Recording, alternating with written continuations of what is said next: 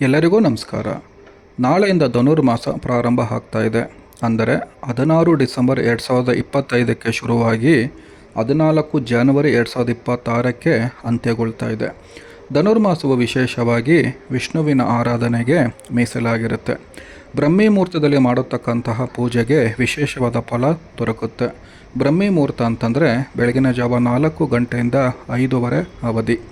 ಈ ಒಂದು ಸಮಯದಲ್ಲಿ ಪೂಜೆ ಮಾಡೋದ್ರಿಂದ, ಮಂತ್ರ ಜಪ ಮಾಡೋದ್ರಿಂದ ವಿಶೇಷವಾದ ಅನುಗ್ರಹಕ್ಕೆ ನಾವು ಪಾತ್ರರಾಗ್ಬೋದು. ಧನುರ್ಮಾಸದಲ್ಲಿ ಯಾವುದೇ ಶುಭ ಸಮಾರಂಭಗಳು, ಕಾರ್ಯಗಳನ್ನು ಮಾಡೋದು ಸಂಪೂರ್ಣವಾಗಿ ನಿಷಿದ್ಧ ಆಗಿರುತ್ತೆ. ಹೆಣ್ಣು ಮಕ್ಕಳು ಅರಳಿ ಮರಕ್ಕೆ ಪೂಜೆ ಮಾಡಿ 11 ಸುತ್ತು ಹಾಕೋದ್ರಿಂದ ಅವರ ಆಸೆ ಆಕಾಂಕ್ಷೆಗಳು ಸಂಪೂರ್ಣವಾಗಿ ನೆರವೇರುತ್ತೆ. ಅರಳಿ ಮರಕ್ಕೆ 11 ಬಾರಿ ಈ ಮಂತ್ರ ಜಪ ಮಾಡೋದು ಬಹಳ ಮುಖ್ಯ ಆಗಿರುತ್ತೆ.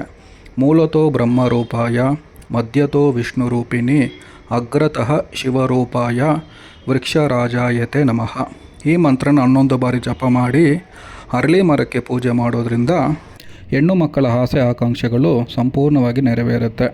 ಧನುರ್ಮಾಸ ಪೂಜೆ ಪ್ರಾರಂಭವಾಗಿ ಮುಕ್ತಾಯಗೊಳ್ಳುವ ಸಮಯದಲ್ಲಿ ಮಂತ್ಲಿ ಡೇಟ್ಸ್ ಏನಾರು ಬಂದಾಗ 5 ದಿನ ಪೂಜೆಗಳನ್ನು ನಿಲ್ಲಿಸೋದು ಬಹಳ ವಿಶೇಷವಾಗಿರತಕ್ಕಂಥ ವಿಷಯ.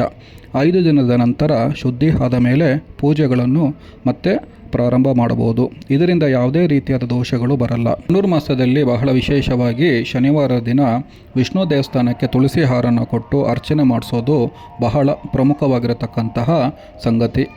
ಧನುರ್ಮಾಸದಲ್ಲಿ ಬಡವರಿಗೆ ಮತ್ತು ನಿರ್ಗತಿಕರಿಗೆ ಕೈಲಾದಷ್ಟು ದಾನಗಳನ್ನು ಮಾಡೋದರಿಂದ ನಾವು ಮಾಡಿರ್ತಕ್ಕಂಥ ಪಾಪಗಳು ಸಂಪೂರ್ಣವಾಗಿ ನಾಶವಾಗುತ್ತೆ. ಈ ರೀತಿಯಾಗಿ ಧನುರ್ಮಾಸವು ಸಂಪೂರ್ಣವಾಗಿ ವಿಷ್ಣುವಿನ ಆರಾಧನೆ, ವಿಷ್ಣುವಿನ ನಾಮ ಜಪಕ್ಕೆ ಮೀಸಲಾಗಿರುತ್ತೆ. ಈ ರೀತಿಯಾಗಿ ಧನುರ್ಮಾಸ ಅನ್ನೋ ವಿಶೇಷವಾದ ಸಮಯನ ಪ್ರತಿಯೊಬ್ಬರು ಸದುಪಯೋಗ ಪಡಿಸ್ಕೋಬೇಕು. ವಿಷ್ಣುವಿನ ಮತ್ತು ಮಹಾಲಕ್ಷ್ಮಿಯ ಅನುಗ್ರಹಕ್ಕೆ ಎಲ್ಲರೂ ಪಾತ್ರರಾಗಬೇಕು ಅಂತ ಆಶಿಸ್ತೀನಿ.